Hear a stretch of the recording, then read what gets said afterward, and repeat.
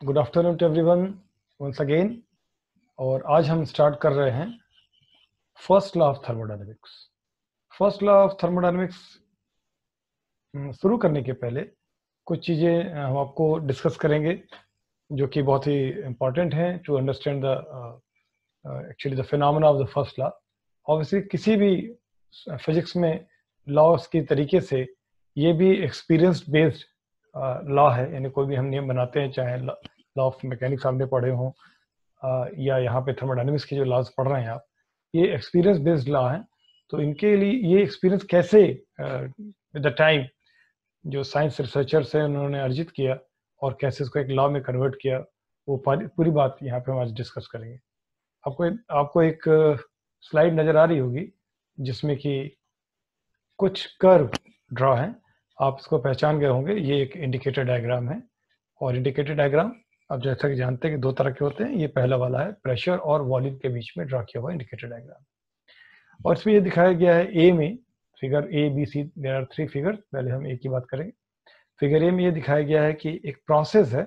अब ये प्रोसेस किस तरह का है, आइसोथर्मल है कि एडियाबेटिक है, आइसोबारिक है कि आइसोकोरिक है, इसके इसमें हम नहीं जा रहे हैं, लेकिन एक प्रोसेस है, एक थर्मोडायनेमिक प्रोसेस है जो कंटिन्यू कर रहा है फ्रॉम आई टू एफ, यानी from initial state to final state. Initial state के समय उसका प्रेशर कुछ वैल्यू है, हायर वैल्यू है, ऐसा देखने से लग ही रहा है, पर वॉल्यूम की वैल्यू काफ़ी लो है। और आगे चलकर वो प्रोसेस जैसे जैसे आगे प्रोसीड करता है तो वो पॉइंट एफ पर पहुंचा, अपने फाइनल स्टेट में पहुंचता है, वहाँ उसकी प्रेशर की वैल्यू काफ़ी ड्रॉप कर जाती है और वॉल्यूम इंक्रीज कर जाता है, यानी एक एक्सपेंशन जैसा कुछ हो रहा है फ्रॉम आई टू एफ। सो इस प्रोसेस में अगर हम ये निकालना चाहें कि वर्क डन कितना हुआ, यानी कि अगर आप किसी प्रोसेस को आई से एफ तक लेके जा रहे हैं और आप एक्सपेंशन कर रहे हैं, वॉल्यूम इंक्रीज कर रहा, मान लीजिए पहले V1 था V2 हो गया, प्रेशर पहले P1 था P2 हो गया, एक्सपेंशन कर रहे हैं आप, सो इस पूरे प्रोसेस में कितना वर्क डन हुआ। तो आपको इंटरमीडिएट में 11th और 12th में भी ये पढ़ाया गया होगा। उसको निकालने का सबसे आसान तरीका ये है कि जो कर्व ड्रॉ किया गया है उसके कर्व के अंदर जो एरिया है, यानी एरिया अंडर द कर्व, वो आप कैलकुलेट कर दें। और वो कैलकुलेट करना बहुत ही आसान है कि आप जो प्रोसेस है उसमें एक छोटा सा एलिमेंट लें और उस एलिमेंट से दो वर्टिकल लाइन प्रेशर एक्सिस के पैरेलल ड्रॉ करें और उस एलिमेंट का एरिया निकालें। तो उस एलिमेंट का एरिया क्या होगा, मान लीजिए कि उस जगह पे प्रेशर है P और उस एलिमेंट की जो विड्थ है वो है dV, वो एक रेक्टेंगल के तरीके से काम करेगा और उसका वर्क डन, मतलब उस एलिमेंट का जो वर्क डन होगा वो क्या हो जाएगा, PdV हो जाएगा। लेकिन पूरे प्रोसेस का अगर आप निकालना चाहें तो क्या करेंगे, तो फिर आप उसके दोनों लिमिट्स, यानी कि इनिशियल लिमिट और फाइनल लिमिट के बीच में इसको आप इंटीग्रेट कर देते हैं। तो इंटीग्रेट करते हैं from VI to VF PdV को, और इस तरीके से आप एरिया अंडर कर्व निकाल सकते हैं। अब मान लीजिए कि उसी प्रोसेस को दोबारा रिपीट किया गया, उसको आपकी उल्टा चलाया गया, यानी कि फाइनल स्टेट जहाँ पर कि प्रेशर की वैल्यू P2 है, वॉल्यूम की वैल्यू V2 है, वहाँ से वापस इनिशियल स्टेट जहाँ पर प्रेशर P1 है, वॉल्यूम V1 है, वापस लाया गया। यानी कि यहाँ पर एक बार फिर से पहले में हमने ए में बताया था कि यहाँ पर एक्सपेंशन हुआ और बी में कंप्रेशन हुआ, क्योंकि वॉल्यूम को आपने रिड्यूस किया। पहले वाले में ए में जो है आपने जो कि वॉल्यूम इंक्रीज हुआ तो आप कहेंगे कि एक्सपेंशन हुआ, और प्रोसेस 2 में कंप्रेशन हुआ, कंप्रेस किया आपने, वॉल्यूम V2 से घटाकर P1 किया, ऑब्वियसली प्रेशर बढ़ जाएगा, P1 से P2 हो जाएगा। अब इसका भी अगर आप वर्क डन निकालना चाहें कि इस प्रोसेस सेकेंड में कितना वर्क डन हुआ, तो आप कैसे निकालेंगे, अगेन इस कर्व से एक छोटा सा एक एलिमेंट लेंगे और उस एलिमेंट को आप PdV कहेंगे और उसे आप इंटीग्रेट कर देंगे फ्रॉम VF टू VI। तो ये जो एरिया अंडर द कर्व होगा, आप ए को देखिए बी को देखिए, तो ये area under the curve same नहीं है। इसका मतलब कि जो वर्क डन है ना केवल इनिशियल पॉइंट और फाइनल पॉइंट पे डिपेंड करता है, तो इनिशियल फाइनल पे डिपेंड कर ही रहा है, तभी आप दो लिमिट्स के बीच में इंटीग्रेट कर रहे हैं। हर बार VI VF तो ले ही रहे हैं, चाहे एक बार VI इनिशियल लिमिट है, दूसरे वाले केस में VF इनिशियल लिमिट है, वो अलग बात है। तो इनिशियल पॉइंट और फाइनल पॉइंट पे तो डिपेंड करता ही है, यानी कि एक फंक्शन स्टेट तो है ही है, साथ ही साथ ये पाथ पे भी डिपेंड करता है। आप देख रहे हैं कि जो फिगर ए है उसमें पाथ, जो प्रोसेस 1 है उसका पाथ कुछ है, और जो फिगर बी है जिसमें प्रोसेस 2 चलाया जा रहा है उसमें पाथ कुछ और है। तो जब आप पाथ चेंज कर देते हैं तो area under the curve change हो जाता है। इस फिगर से दोनों नजर आ रहा है, तो area under the curve change हो जा रहा है। इसका मतलब क्या हो गया कि जो वर्क डन है वो भी चेंज हो जा रहा है। अभी किसी बच्चे ने सुधा ने सवाल पूछा है, सर ये इरिवर्सल प्रोसेस है ना? ओके, ऑल्दो यहाँ पर ये डिस्कशन का बहुत विषय नहीं है। जो बात कही जा रही है रिवर्सिबल और इरिवर्सिबल दोनों के लिए लागू होती है, लेकिन ऑब्वियसली जो कर्व यहाँ ड्रॉ किया गया है इनिशियल पोजीशन पे हम ले जा रहे हैं, तो आप इसको रिवर्सिबल मान सकते हैं। लेकिन अगर इरिवर्सिबल भी होता तो भी वर्क डन जो है पाथ पे डिपेंड करता है। ठीक है, तो यहाँ ये इररिलेवेंट है कि प्रोसेस रिवर्सिबल है या irreversible. Okay, now come to the point. अगर मान लीजिए कि हम इनिशियल पॉइंट से चलें और वापस मतलब इनिशियल पॉइंट से चलकर फाइनल पॉइंट एफ पर आए, फिर वापस इनिशियल पॉइंट आई पर आ जाए, तो अब की क्या होगा, वर्क डन क्या होगा? आप मैकेनिक्स में याद कीजिए, मैकेनिक्स में जब हम वर्क डन निकालते हैं और जिस पॉइंट से चलते हैं उसी पॉइंट पर हम वापस आ जाते हैं और हमारा डिस्प्लेसमेंट अगर जीरो होता है तो हम कह देते हैं कि वर्क डन जीरो। जब ये फिजिक्स पढ़ा जाता था तो सब पढ़ने वाले बच्चों का और पढ़ाने वालों को भी बड़ा आश्चर्य होता था कि ये क्या, कि हम इतना कुछ करके आए और वापस उसी जगह पर आ गए, तो हमने क्या कोई काम नहीं किया? लेकिन डिस्प्लेसमेंट के लिहाज से तो यही कहा जाएगा कि हाँ वर्क डन जीरो होगा। लेकिन क्या थर्मोडायनेमिक्स में भी ऐसा होता है? नहीं, थर्मोडायनेमिक्स में ऐसा नहीं होता है। यहाँ ये जरूर जानना जरूरी है कि वर्क डन हम मैकेनिक्स में भी इस्तेमाल करते हैं, थर्मोडायनेमिक्स में इस्तेमाल करते हैं, लेकिन थोड़ा सा अंतर है। यहाँ पर आप इनिशियल पॉइंट पर अगर आप वापस आ भी जाएंगे तो भी ये जो एरिया अंडर द साइकिल है, आप देख रहे हैं साइक्लिक कर्व जैसा एक बना हुआ है, एरिया अंडर द साइकिल, ये आपका नेट वर्क डन होगा, है ना? तो ये नेट वर्क डन क्या है ये हम आगे सीखेंगे। ऐसा नहीं है कि आप इनिशियल पॉइंट पर वापस आ गए, भले ही प्रोसेस रिवर्सिबल ही क्यों ना हो, तो वर्क डन जीरो हो जाए, ऐसा नहीं होगा। सो अभी तो जो हमने डिस्कशन किया उसको जरा समराइज कर दें कि वर्क किन चीजों पे डिपेंड कर रहा है और किन पे डिपेंड नहीं कर रहा। तो पहली बात जो हमने डिस्कस की थी वो क्या था कि depends on the initial and final states, या फाइनल पॉइंट पर, इनिशियल पॉइंट पर ये डिपेंड करता है। So it is a function of state. जब भी कोई क्वांटिटी इनिशियल और फाइनल स्टेट्स पे या इनिशियल फाइनल पॉइंट्स पे डिपेंड करती है तो उसको बोलते हैं फंक्शन स्टेट। जरूर ध्यान रखिएगा, कई बार जब अगर सब्जेक्टिव पेपर हुआ वर्क डिफाइन करने को आता है तो ये पॉइंट जरूर लिखा जाता है। दूसरी बात जो हमें ये तीन फिगर अलग अलग दिखाकर समझ में आई वो क्या है कि it also depend upon the intermediate state, यानी कि किस पाथ से प्रोसेस को आप ले गए हैं उस पाथ पे भी डिपेंड करता है। हर बार उन्हीं इनिशियल पॉइंट और फाइनल पॉइंट के बीच में अगर आप पाथ को चेंज करते रहेंगे, बदलते रहेंगे, तो वर्क डन भी चेंज हो जाएगा, वो वही नहीं रहेगा, हर पाथ के लिए अलग अलग हो जाएगा। इट मीन्स कि ये पाथ डिपेंडेंट फंक्शन है, इसीलिए इसको कहते हैं कि work is a path function. तो केवल फंक्शन ऑफ स्टेट नहीं है, work is also a path function.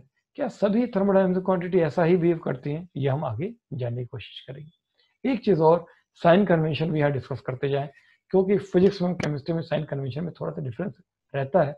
क्यों डिफरेंस रहता है ये थोड़ा आगे हम इसको डिस्कस करेंगे।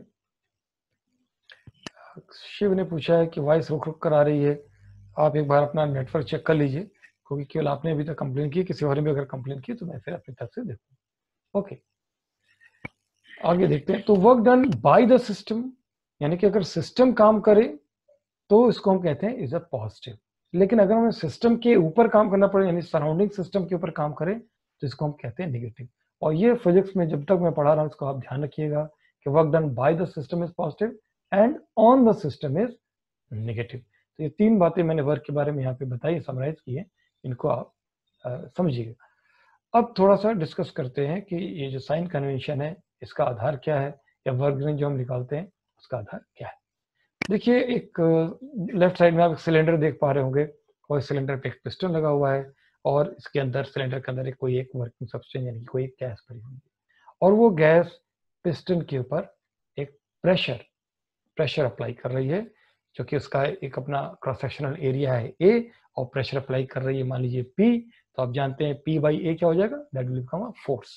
सो एक ये फोर्स के साथ ये पिस्टन ऊपर की ओर ट्रेवल करेगा। इसका मतलब कौन काम कर रहा है, वर्किंग सब्सटेंस गैस पिस्टन पे काम कर, यानी सिस्टम सराउंडिंग पर वर्क कर रहा है। तो ऐसे केस में क्या होगा, ये पॉजिटिव होगा। अब ये वर्क डन कितना होगा, तो मान लीजिए कि इनिशियल कंडीशन से फाइनल कंडीशन, यहाँ पर अभी इसमें पिस्टन है वहां तक पहुंचने में इसका जो डिस्प्लेसमेंट हुआ वो कितना हुआ, वो ds हुआ, जो आप साइड में देख पा रहे होंगे वो डिस्प्लेसमेंट हुआ ds, और एरिया क्रॉस सेक्शन कितना है ADS। तो चेंज इन वॉल्यूम dV क्या हो जाएगा, dV is A into ds, जिसको हम dV कहते हैं, और प्रेशर है P, तो वर्क डन कितना हुआ P dV, that is P A ds, इसके बराबर हो जाएगा। अब इसी बात को, जिस बात को अभी हमने इस सिलेंडर और पिस्टन के एग्जांपल से समझा, इसी बात को दोबारा इस इंडिकेटर डायग्राम से समझते हैं। यहाँ पे वैल्यूज सब दी हुई हैं कि किस तरीके से हमने इसको निकाला कि ये जो डी है क्या है, ये जो वॉल्यूम में चेंज हुआ dV, और एरिया का क्रॉस सेक्शन। सो कितना dV, थोड़ा देखिए यहाँ पे टाइपिंग मिस्टेक है, ये कर मैंने कैसे लिया, यहाँ क्या होना चाहिए था कायदे से PdV, ये DA लिखा हुआ है, ये होना चाहिए था DW, है ना, वर्क डन है, ये गलत लिख किया है, इसको आप करेक्ट कर लीजिएगा फिगर में। तो वर्क डन कितना होगा, वो PdV के बराबर होगा। नेट वर्क डन कितना हो जाएगा, आप इनिशियल पॉइंट 1 से लेकर 2 तक, यानी कि V1 वॉल्यूम V1 से लेकर V2 के बीच में इंटीग्रेट कर दें तो आपको पता चल जाएगा। इस कर्व को समझने के लिए इस सिलेंडर पिस्टन के अरेंजमेंट को देखिए, उलट कर हॉरिजेंटल कर दिया, वहां वर्टिकल रखा हुआ था, हॉरिजेंटल कर दिया गया, ताकि आप समझे कि पहले कहाँ वॉल्यूम था, अब कहाँ पे वॉल्यूम आ गया, इनिशियल वॉल्यूम क्या था, फाइनल वॉल्यूम कहाँ तक पहुंचेगा। एक एलिमेंट में ये जो मेजेंटा कलर में रखा हुआ एलिमेंट है, इसमें वर्क डन कितना हुआ PdV, नेट वर्क डन कितना हुआ integration V1 to V2 PdV, ठीक है। तो मैकेनिक्स में यही वर्क डन जब हम रिप्रेजेंट करते तो कहते हैं delta W equal to FdS, ds आप समझ रहे हैं वर्क डन कितना हुआ और फोर्स कहां से आया FdS। पर थर्मोडायनेमिक्स में हम F इस्तेमाल नहीं करते, F की जगह पे क्या इस्तेमाल करते हैं PA, force equal to pressure into area. तो F की जगह क्या कर दें pressure into area, P into A, और A इंटू ds क्या होता है dV, तो थर्मोडायनेमिक्स में क्या हो जाएगा PdV हो जाएगा। सो थर्मोडायनेमिक्स में जब भी इस्तेमाल करेंगे तो delta W equal to PdV। थोड़ा सा कुछ लोगों को सरप्राइज होगा कि सर इसको डेल्टा क्यों बोल रहे हैं। एक्चुअली ग्रीक में दो तरह के डेल्टा होते हैं, तो ट्रायंगुलर डेल्टा होता है उसको बोलते हैं कैपिटल डेल्टा, और ये भी एक डेल्टा होता है इसको बोलते हैं स्मॉल डेल्टा। तो ये आप लोग ना वीडियो ऑन कीजिए क्योंकि फिर आपको देखने में दिक्कत होगी, ठीक है। ओके, तो थर्मोडायनेमिक्स में, मैकेनिक्स में तो जो इस्तेमाल करते थे मैंने बता दिया, हम थर्मोडायनेमिक्स जो इस्तेमाल करेंगे वो आपने यहाँ पे देखा कि हम आगे इस्तेमाल क्या करने वाले थे। एक्सप्रेशन याद रखिएगा, इसे कहते हैं element of work done equal to PdV। Okay fine, आगे बात करते हैं कि इस वर्क की, जो कि अब एक बार वर्क डिफाइन कर रहे हैं तो सारी बातें डिफाइन कर लेते हैं। इस वर्क की यूनिट क्या होगी जूल, और डायमेंशन क्या होगा ml²T-2, ये मेरे ख्याल से आप पहले से भी जानते हैं। सो जूल के अलावा ऐसा यूनिट इसकी न्यूटन मीटर भी है, किलोग्राम मीटर स्क्वायर पर सेकंड स्क्वायर भी। तो ये तीनों यूनिट्स आपको न्यूमेरिकल में नजर आ सकते हैं, इसलिए तीनों के बारे में आप जाने रखिए। लेकिन स्टैंडर्ड है कि हम उसको, बहुत फेमस साइंटिस्ट जूल हैं उनके नाम पर इसके यूनिट को याद रखते हैं जूल। तो थर्मोडायनेमिक्स में जूल, वर्क की जब बात करेंगे तो जूल की बात करेंगे। साइन कन्वेंशन थोड़ी देर पहले भी हमने डिस्कस किया था, उसको आप बहुत अच्छे से समझ लीजिए, क्योंकि केमिस्ट्री में और फिजिक्स में थोड़ा सा साइन कन्वेंशन में डिफरेंस होता है। क्यों होता है वो मैं एक दिन आपको डिस्कस करूंगा। आप पहले केमिस्ट्री में भी साइन कन्वेंशन थर्मोडायनेमिक्स से पढ़ लीजिए, तब आपको बात करेंगे इसके बारे में। जब याद दिलाइएगा मैं आपको बताऊंगा। देखिए एक बात दिमाग में रखिएगा कि ऐसा नहीं है कि केमिस्ट्री में कुछ है और फिजिक्स में कुछ है, वो है एक ही चीज, इंटरप्रेट करने का तरीके में थोड़ा डिफरेंस है। तो मैं जब फिजिक्स में बता रहा हूँ तो केमिस्ट्री में भी जब आपको बता दिया जाएगा तो मैं आपको बताऊंगा क्यों ये डिफरेंस क्रिएट होता है, ये भी आज जानना जरूरी होता है। Okay, now come to the point. अगर सिस्टम सराउंडिंग पे वर्क करे, एरो देख रहे हैं, गौर कर रहे हैं, सिस्टम सराउंडिंग पे वर्क करे तो that is positive, green colour से इसे दिखाया गया। लेकिन अगर सराउंडिंग निगेटिव, सराउंडिंग सिस्टम पे वर्क करे तो रेड कलर से क्या दिखाया गया होगा नेगेटिव। तो ये बिल्कुल ये फिगर दिमाग में बसा लीजिए क्योंकि इसकी बहुत जरूरत पड़ने वाली है। ओके, एक चीज और आपको याद होगा, मैंने कहा था कि वर्क के बारे में पॉइंट्स नोट करते जाइए। 3 पॉइंट्स मैंने आपको सर्वे दिखाया कि वो एक पॉइंट डिपेंडेंट है, यानी स्टेट फंक्शन है। फिर हमने कहा कि वो इंटरमीडिएट पाथ पे डिपेंड करता है, पाथ डिपेंडेंट है तो पाथ फंक्शन है। फिर हमने कहा कि इसके साइन कन्वेंशन के बारे में बात करी, फिर इसके यूनिट के बारे में बात करी। अब हम बात कर रहे हैं कि इसको हम कैपिटल डेल्टा, जो ट्रायंगल वाला डेल्टा होता है, कैपिटल डेल्टा W क्यों नहीं लिखते, स्मॉल डेल्टा W क्यों लिखते हैं। इसलिए कि वर्क जो है वो एक इनएग्जैक्ट डिफरेंशियल है, इंटीग्रेशन का इनएग्जैक्ट डिफरेंशियल। और अगर आप इसे इंटीग्रेट करें बिटवीन टू लिमिट्स तो it can not be expressed as the difference between two quantities. इसका क्या मतलब हुआ? देखिए मैं आपको याद दिलाऊं, जैसे मान लिया हम लिखते हैं dp is equal to p2 minus p1, तो dp क्या हो गया? Exact differential. क्यों? क्योंकि dp को दो क्वांटिटीज के डिफरेंस के बराबर दिखाया जा सकता है, dp is equal to p2 minus p1। ऐसे ही dv equal to v2 minus v1 दिखाया जा सकता है। तो यानी कि वॉल्यूम भी एग्जैक्ट डिफरेंशियल हुआ। एक और एग्जांपल देखते हैं, dt यानी कि temperature, dt equal to T2 minus T1, यानी कि टेम्परेचर भी एग्जैक्ट डिफरेंशियल है, उसको भी दो क्वांटिटी के डिफरेंस के बराबर दिखाई सकता है। अब जरा वर्क पे आते हैं, क्या हम इसको ऐसे बोल सकते हैं dw, ध्यान दीजिएगा मैं d बोल रहा हूं, tw equal to w2 minus w1? No, नहीं दिखाया जा सकता। क्यों? क्योंकि W2 पॉइंट 2 पर यानी फाइनल पॉइंट पर वर्क और W1 इनिशियल पॉइंट पे वर्क है। और अभी हम लोगों ने क्या डिस्कस किया कि केवल वो इनिशियल पॉइंट और फाइनल पॉइंट पे डिपेंड नहीं करता बल्कि पाथ पे भी डिपेंड करता है। केवल इनिशियल पॉइंट फाइनल पॉइंट पे जो चीज डिपेंड करती हैं जैसे वॉल्यूम, प्रेशर, टेम्परेचर, आगे चल के आप देखेंगे एंट्रोपी भी, ऑल फोर थर्मोडायनेमिक वेरिएबल्स वो इनिशियल पॉइंट और फाइनल पॉइंट पे ही डिपेंड करती है, दे आर स्टेट फंक्शंस। सो उनको आप डीपी करके दो क्वांटिटीज के डिफरेंस के बराबर दिखा सकते हैं। लेकिन वर्क डन वो सिर्फ इनिशियल और फाइनल पॉइंट पे डिपेंड नहीं करता, पाथ पे भी डिपेंड करता है। इसलिए इसको आप एग्जैक्ट डिफरेंशियल के तौर पे नहीं दिखा सकते और इसे कहेंगे इनएग्जैक्ट डिफरेंशियल। इसलिए इसको dw की बजाय, इसको बहुत ध्यान से नोट कीजिए, dw की बजाय हमेशा डेल्टा w के तौर पे दिखाया जाता है। ये वर्क डन की एक बहुत खास बात है और इसलिए इसको मैंने हाईलाइट किया। Okay, now come to the next quantity, that is heat. Heat के बारे में आप जानते हैं कि इसको हम कहते हैं, बहुत शॉर्ट में अगर हम जाओगे व्हाट इज हीट, कहते हैं it is also an energy. और एनर्जी कैसी? Energy in transit across the boundary, मतलब एक ऐसी एनर्जी है जो हमेशा स्थानांतरित होती है अक्रॉस द बाउंड्री, एक बाउंड्री से दूसरे बाउंड्री क्रॉस ट्रांजिट होती रहती है। क्यों?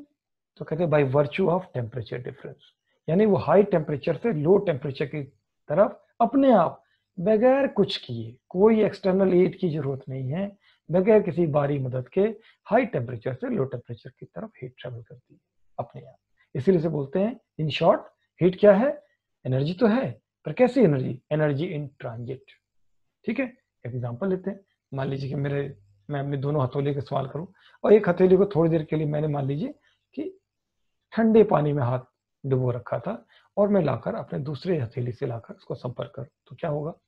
जो मेरा हाथ डूबा हुआ था ठंडे, वो थोड़ी देर में गर्मी महसूस करेगा और जो हाथ मेरा पानी में नहीं डूबा था वो ठंड महसूस करेगा। ऐसा क्यों?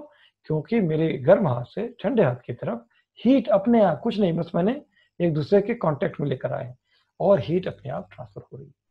सो हीट को ट्रांसफर होने के लिए किन दो चीजों की आवश्यकता है? What are the two requirements for heat as energy to transit? सिर्फ दो चीज, temperature difference and second contact, संपर्क में आ जाए और टेम्परेचर का अंतर हो। सिर्फ इन दो चीजों की मदद से हीट ट्रांजिट करती है।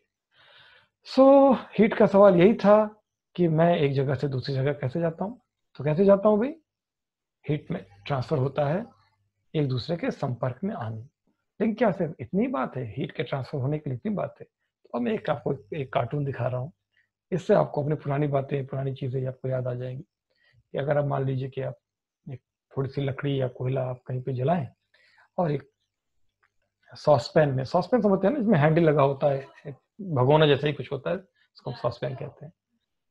अंग्रेजों ने ये शब्द गढ़ दिया। चलिए, उसमें कुछ हम पानी लेकर थोड़ा सा उसको आंच के ऊपर इसे लेके रखें तो क्या क्या होगा? तो तीनों चीज हो सकती है। एक तो पानी के अंदर जो है आप देखेंगे थोड़ी देर में बबल्स क्रिएट होने लगेंगे और थोड़ी देर बाद वो बॉयल करने लगेगा। तो क्यों? तो आप कहेंगे क्योंकि इसके अंदर हीट जो है, फ्लेम से हीट ट्रांसफर हुई वाटर में और उसके अंदर जो हीट नीचे से ऊपर गई, पानी के अंदर जो हीट ट्रेवल कर रही है बिकॉज ऑफ कन्वेक्शन। नीचे का पानी गर्म हुआ, ऊपर आया, ऊपर का ठंडा पानी नीचे गया। अब एरोस को गौर कर रहे होंगे, ऊपर से ठंडा पानी नीचे जा रहा है, एरोस को गौर कीजिए, और नीचे का गर्म पानी ऊपर जा रहा है।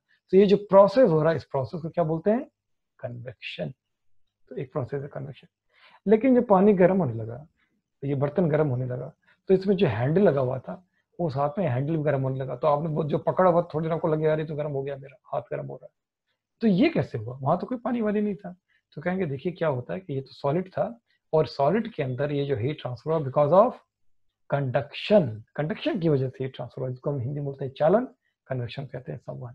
लेकिन फ्लेम से हमने इतनी दूरी पर, इतनी हाइट पे रखा हुआ है अपने सॉस पैन को, तो इसको हीट कैसे मिल रही है?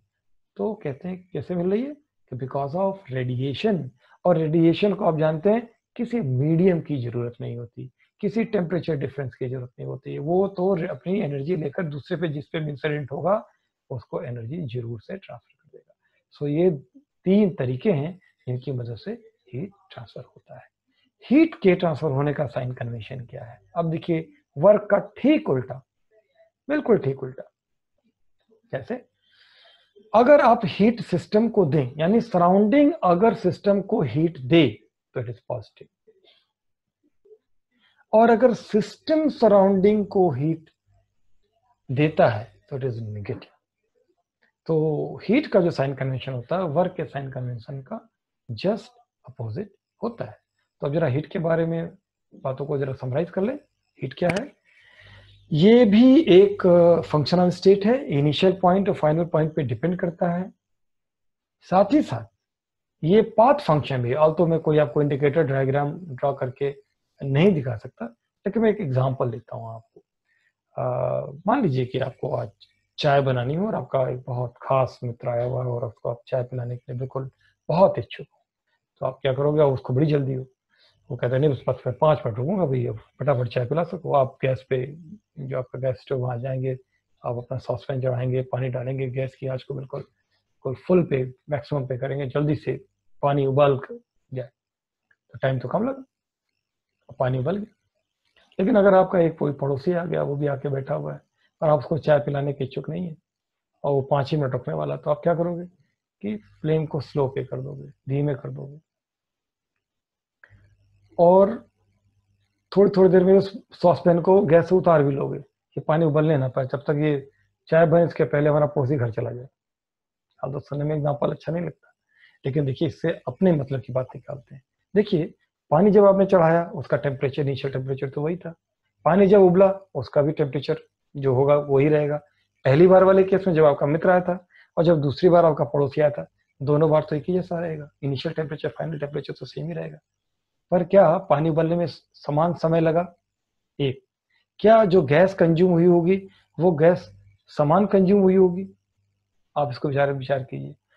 जब आप विचार करेंगे तो आप पाएंगे कि नहीं, ऐसा नहीं हुआ होगा। इसका मतलब कि सिर्फ इस बात पे नहीं कि पानी का इनिशियल टेम्परेचर क्या था और फाइनल टेम्परेचर क्या था, यानी कि इनिशियल फाइनल पे तो डिपेंड करेगा ही। ये बहुत ठंडा पानी ले लें एकदम फ्रिज से निकाल के, या टैप वाटर ले ले, तो दोनों का इनिशियल टेम्परेचर डिफरेंट होगा। तो यानी इनिशियल टेम्परेचर और फाइनल टेम्परेचर पे तो डिपेंड करेगा ही कि ये फंक्शनल स्टेट तो होगा ही, लेकिन साथ ही साथ ये प्रोसेस के पाथ पे भी डिपेंड करेगा, इंटरमीडिएट स्टेट पे भी डिपेंड करेगा कि आपने 4 बार गैस पे चढ़ाया, फिर उतारा, फिर चढ़ाया, फिर उतारा, और इतने बार किया कि उसको गैस उबलने में काफी टाइम लगा, काफी गैस कंज्यूम हो गया। सो हीट जो है एक पाथ फंक्शन होगा। तो वर्क की तरीके से ये 2 बातें कॉमन है कि ये भी एक फंक्शनल स्टेट है और ये पाथ फंक्शन है। पर एक चीज बिल्कुल अपोजिट है कि हीट अगर सिस्टम में ऐड करेंगे तो इट इज पॉजिटिव, और अगर हीट उससे निकालेंगे सिस्टम से तो दैट विल बी। हीट भी वर्क की तरीके से, इसको भी हम इनएग्जैक्ट डिफरेंशियल कहते हैं। इसका मतलब कि integration of it can not be expressed as a difference between 2 quantities. तो ये थर्मोडायनामिक्स 2 क्वांटिटी है, हीट एंड वर्क, ये दोनों ही इनएग्जैक्ट डिफरेंशियल है। इनएग्जैक्ट डिफरेंशियल किनको बोला जाता है, अभी हमने बहुत विस्तार से इसको डिस्कस किया था। ओके, सो इस एक कार्टून के थ्रू मैं आपको जो साइन कन्वेंशन है वर्क का और हीट का, दोनों में एक साथ समझाना चाहता हूं। देखिए पहले लेफ्ट वाली दो फिगर को गौर कीजिए कि heat added to the system is positive. अगर आप किसी सिस्टम को हीट दे रहे हैं इट इज पॉजिटिव, और चूंकि आप उस सिस्टम को हीट दे रहे हैं तो वो सिस्टम क्या करेगा, कुछ काम करेगा, कुछ यूजफुल वर्क डन करेगा, तो वो भी पॉजिटिव। यानी हीट को देना, सिस्टम को हीट देना इज पॉजिटिव, और सिस्टम द्वारा वर्क डन करना इज पॉजिटिव। ये रेड एरो को गौर कीजिए, ये एरो दोनों ही रिप्रेजेंट कर रहा है, heat added to the system and work done by the system. Second वाले सिलेंडर को गौर कीजिए, ये जो है ब्लू बना हुआ, work done by the system, both are positive. ठीक, लेकिन जरा इधर राइट साइड के दो सिलेंडर्स को गौर कीजिए, work done on the system, यानी कि सराउंडिंग सिस्टम पे, यानी सिस्टम को दबाया जा रहा है, नीचे प्रेस किया जा रहा है, उससे क्या होगा, उससे हीट लिबरेट होगी, हीट बाहर आएगी, हीट जो है सिस्टम को छोड़कर सराउंडिंग में आ जाएगी। तो ये एरो देखिए नीचे की ओर है कि heat done by the system is negative, sorry work done on the system is negative and heat taken from the system is also negative. यानी वर्क डन जब सराउंडिंग सिस्टम पे वर्क करेगी, इसका एरो का डायरेक्शन कैसा हो जाएगा, नीचे हो जाएगा, तो दैट इज नेगेटिव, और हीट बाहर आएगी वो भी नीचे, तो वो भी heat taken from the system is also negative. तो ये फिगर बिल्कुल मन में बसा लीजिए, तो आपको साइन कन्वेंशन को लेकर कोई दिक्कत फिर नहीं होगी। मैं एक चीज और बताकर फिर मैं इंटरनल एनर्जी पे आऊंगा, सॉरी फर्स्ट लास्ट आऊंगा, that is the internal energy. Internal energy क्या होती है, internal energy is the internal energy of the molecules of the system. मान लीजिए एक सिस्टम है, गैस ही मान लीजिए, एक सिलेंडर, इसके अंदर गैस भरी हुई, इसके अंदर बहुत सारे मॉलिक्यूल्स है, नंबर ऑफ मॉलिक्यूल्स, तो हर मॉलिक्यूल के पास खुद की कुछ एनर्जी होगी। अब वो दो वजहों से होगी, एक पोटेंशियल एनर्जी होगी और एक काइनेटिक एनर्जी होगी। क्यों होगी और क्या कहेंगे, जो मॉलिक्यूल की खुद की पोटेंशियल एनर्जी होगी इसको बोलेंगे इंटरनल पोटेंशियल एनर्जी, और जो उनकी खुद की इंटरनल काइनेटिक एनर्जी होगी, खुद की काइनेटिक एनर्जी होगी, इसको हम बोलेंगे इंटरनल काइनेटिक एनर्जी। ऐसा क्यों होता है, देखिए अगर मान लीजिए कि कोई एक बीकर में आप थोड़ा सा पानी ले लें, उसको गर्म करें, तो क्या होगा, गैस जिसको वाटर के जो मॉलिक्यूल्स होंगे वो दूर, एक दूसरे से दूर जाने लगेंगे, तो एक दूसरे के बीच में अगर दूरी बढ़ जाएगी, इसका मतलब क्या हो गया कि इसकी पोटेंशियल एनर्जी में चेंज आएगा। आप जानते हैं पोटेंशियल एनर्जी क्लोजनेस पे डिपेंड करती है कि दो मॉलिक्यूल्स कितने क्लोज हैं। आप हीट उसको दे रहे हैं तो ऑब्वियसली मॉलिक्यूल्स के बीच में एजिटेशन बढ़ जाएगा, ज्यादा एजिटेट करेंगे, इधर उधर दौड़ भाग लगाने लगेंगे, इसका मतलब क्या हो गया कि उनकी काइनेटिक एनर्जी बढ़ गई। तो जो पोटेंशियल एनर्जी में चेंज आए वो क्या कहलाएगा, change in internal potential energy, और जो काइनेटिक एनर्जी में चेंज आया उसको क्या कहेंगे, change in internal kinetic energy. तो इंटरनल एनर्जी क्या होती है, internal energy is the sum of internal potential energy and internal kinetic energy. और इंटरनल एनर्जी किस वजह से चेंज होती है, इंटरनल एनर्जी चेंज होती है because of change in temperature. अगर आप उसको हीट देंगे, टेम्परेचर में कोई चेंज होगा तो उसकी इंटरनल एनर्जी में चेंज होगा। इसको हम डी से रिप्रेजेंट करते हैं, इसका मतलब ये एक एग्जैक्ट डिफरेंशियल है, इसको हम दो क्वांटिटीज के डिफरेंस के बारे में लिख सकते हैं। इसको देखिए डेल्टा यू नहीं लिखा है, डी यू लिखा है। तो sum of total kinetic and potential energy of all molecules constitute the internal energy of the system. यानी कि अगर मान लीजिए 100 मॉलिक्यूल गैस के अंदर है तो 100 मॉलिक्यूल्स की अपनी अपनी इंटरनल काइनेटिक एनर्जी, और हर एक मॉलिक्यूल की internal kinetic energy, internal potential energy को जोड़ लीजिए, और जितने 100 हैं सबका जोड़ लीजिए, और वो क्या कहलाएगा, वो कहलाएगा internal energy of the system. आमतौर पे इंटरनल एनर्जी को मेजर नहीं किया जाता, बल्कि डिफरेंस इन इंटरनल एनर्जी यानी डी यू को मेजर किया जाता है। यू का कोई महत्व नहीं है, जो महत्व है वो डिफरेंस डी यू का। और डी यू लिखने का मतलब ये हो गया कि ये फंक्शन ऑफ स्टेट है, इनिशियल और फाइनल पॉइंट पे डिपेंड करता है, परंतु पाथ पर डिपेंड नहीं करता। ध्यान रखिएगा, ये पाथ पर डिपेंड नहीं करता, इसलिए इसको हम क्या कह रहे हैं कि ये एक एग्जैक्ट डिफरेंशियल है।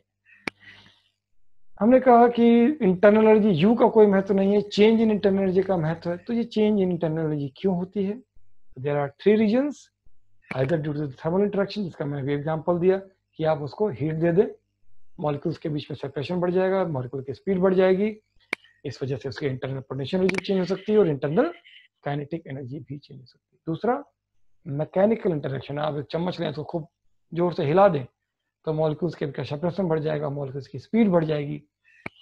मैकेनिकल इंटरेक्शन की वजह से भी इंटरनल एनर्जी चेंज हो सकता है। डिफ्यूजन, डिफ्यूजन माने हाई कंसंट्रेशन वाले रीजन से कोई चीज लो कंसंट्रेशन वाले रीजन में जाए तो आना जाना उसका क्या करेगा, इंटरनल एनर्जी को चेंज कर देगा। जब हाई कंसंट्रेशन रीजन में था तो मॉलिक्यूल क्लोज थे, जब वो लो कंसंट्रेशन रीजन में गया तो उनके बीच की दूरी बढ़ गई, इंटरनल पोटेंशियल एनर्जी चेंज हो जाएगी। तो कोई भी एक या दोनों के चेंज हो जाने से इंटरनल एनर्जी में परिवर्तन हो जाएगा। सो इंटरनल एनर्जी में चेंज इन तीन वजहों से होता है, thermal interaction, mechanical interaction and diffusion interaction. Okay, इसके बाद हम आपसे बात करेंगे फर्स्ट लॉ ऑफ थर्मोडायनेमिक्स के बारे में, परंतु आज नहीं कल। अब मैं आपको वेलकम करता हूं। अब सबसे पहली बात तो यह है कि अब आप जो है प्रेजेंटेशन को ओवर मानिए और मैं आपको वेलकम करता हूं कि अब आप अपना सवाल पूछ सकते हैं।